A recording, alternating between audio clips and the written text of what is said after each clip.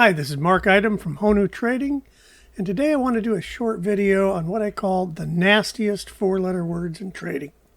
Don't worry, it's G-rated.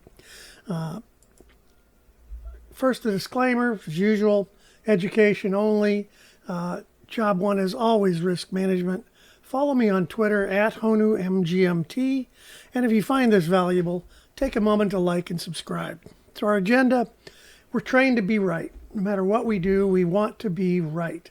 We bring that same mindset to trading. Well, when we start having losing trades, this leads to what I call the nastiest four-letter words in trading. And I'll leave you with the thought that only you can prevent portfolio disasters. So we're trained to be right. In school, if you want to pass, you got to be right 70% of the time. You want an A, even more. Other things like driver's licenses, pass, fail. And to get any kind of a job, you got to pass the interview process. So we bring that same mindset to our trading. That leads us to get caught up in what's called our win-loss ratio. We buy something and the expectation will go up. So any trade with a profit, hey, we were right, we won. Any trade with a loss, oh my God, I was wrong on that one, no matter how large the loss might be.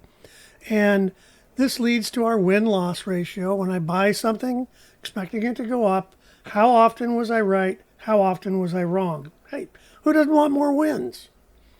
But this leads to the quest for the Holy Grail in trading, and ultimately we realize there is none. But it also leads to many people will do anything to avoid a loss.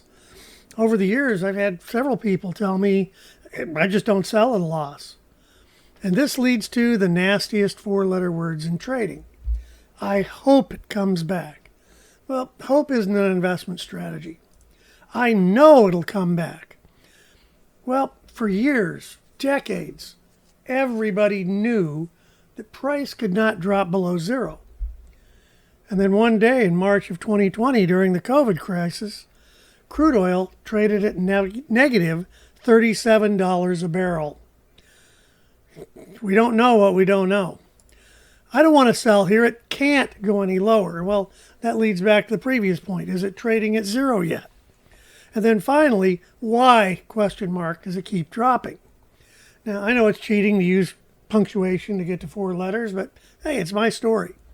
So let's look at a real-world example using Tesla. Now, this is from the fall of last year, and by this point, Tesla was already down 25% from its highs. And then it gapped down, and this might be where you say, well, gee, I hope this comes back. And it falls a little more. Well, I know it's going to come back.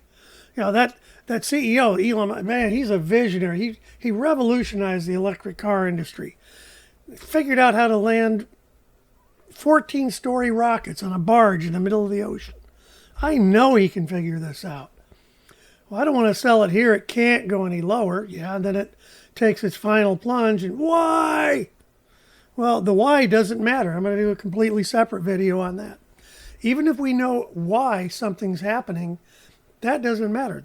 And you may not know why until many days or even months after the fact. The fact is that price is dropping. Sellers are desperate. They want out. They will take lower prices. Just get me out is the answer to why. So if you find yourself using any of these nasty four-letter words, think about it and remember, only you can prevent portfolio disasters.